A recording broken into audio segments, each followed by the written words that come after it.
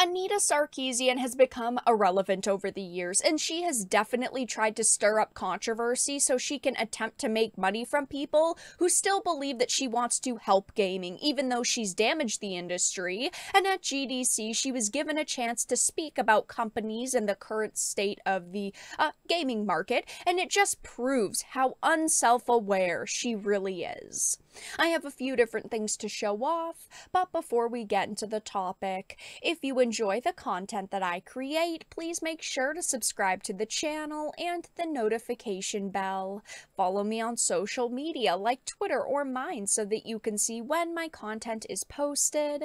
And of course, if you do really enjoy the videos and the live streams that I create, please consider becoming a Dark Titan via Patreon or a supporter via YouTube memberships.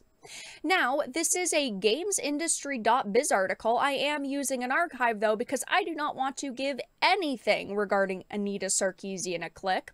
It says, Sarkeesian, your DEI initiatives are making your culture worse. It says diversity, equity, and inclusion has been a hot-button topic in the games industry over the past decade, with numerous companies embracing DEI efforts in the wake of scandals and tragedies that emphasize the inequality of industry, specific companies, or society as a whole.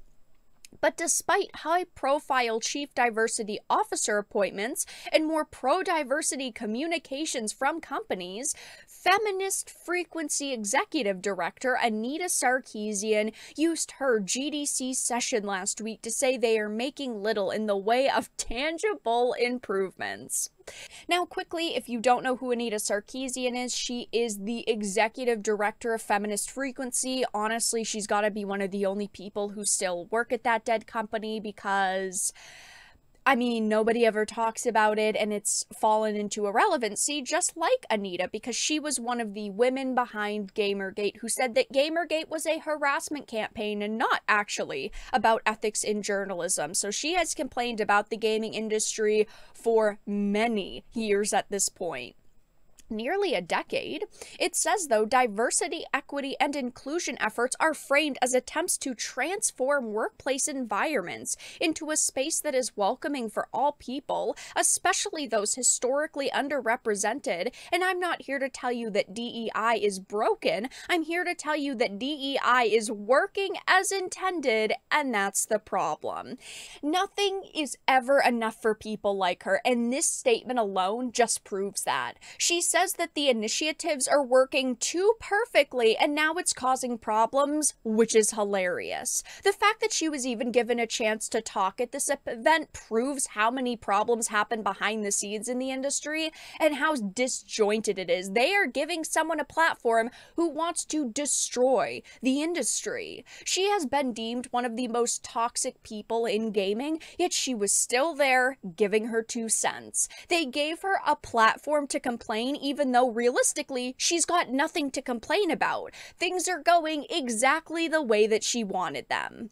The article says one of the problems with these efforts as they exist is that they're still built on othering people who are not white, cis, hetero, or abled. In her own work in recent years, Sarkeesian says that she has spoken with numerous executives, managers, employee resource group leaders, advocates, and DEI stakeholders and come to one conclusion. It seems like DEI has been co-opted or created by the powerful to become a shield against criticism and real change. A manager I admired told me DEI is often a panacea. It is the corporate embodiment of a watered-down liberatory movement. It is an attempt to produce equity in a system that is fundamentally inequitable and resists equity. Her low level of self-awareness is mind-boggling, but then again, this isn't just low self-awareness, it's also a grift. She knows every side's positions. One side says initiatives like this are good, and the other says that they're bad, and now she's just trying to come up with a new grift to stay relevant and probably promote her Nebula original series that absolutely no one is watching. The problem with listening to people like her is that she always is complaining, and if she's got nothing to complain about, then she's got zero relevancy. Now she's gotten to the point where she's saying, wow, it's almost like the DEI has been co-opted by the powerful to create a shield against criticism and real change, something that we have been saying for years at this point. Companies like Disney don't actually care about diversity and inclusion. They only care about making money and looking like they are making a change so people can't go after them and people can't attack them. Companies over the years have done this, and we've been saying this, but people like her have gone, no, no, no, no, you're wrong. It's really, really good. But now she's so desperate to create a new grift. This is the angle that she's going with, but she doesn't even see what she's really doing here. She is also one of the people who has gone into interviews and gone to companies directly saying, you need to worry about ESG. If you don't know what that is, it's the environmental, social, and governance scores. She is one of the reasons why companies like Ubisoft and CD Projekt Red have pushed their ESG goals. Here is the CD Projekt Red page for 2022, looking into 2023. Let's just take a look at the social area for a minute. Preparation of a strategy and goals for the company in the diversity and inclusion area in consideration of the business value arising from D&I, and while creating D&I related standards and rules. Launch of a comprehensive array of programs for the team, including as part of general, managerial, and expert development paths. Pursuit by CDPR of a series of activities focused on supporting people affected by the armed conflict of Ukraine. And I mean, they have tons of different things that they're trying to do, but she's one of the people that has pushed this in the gaming industry so heavily. She's constantly making posts about DEI and ESG.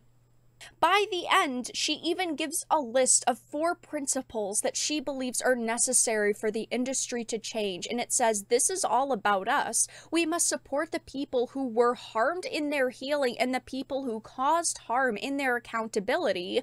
Harm does not happen in a vacuum, and we need to break cycles of harm and prevent future violence.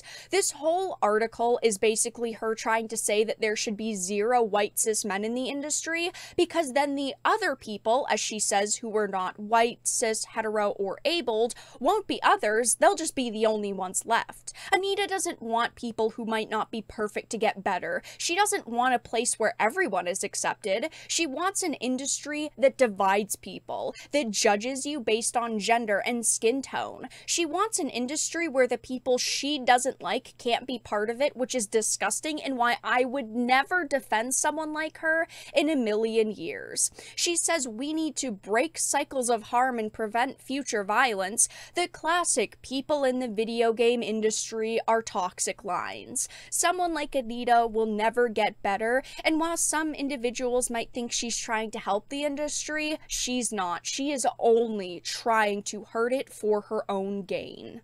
But that's all that I really had to discuss in this video. Let everyone know your thoughts in the comment section down below.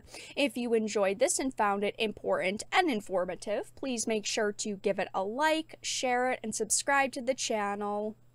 And of course, if you didn't, make sure to give it a dislike. I appreciate your support either way, but I will talk to you all again in the next video really soon.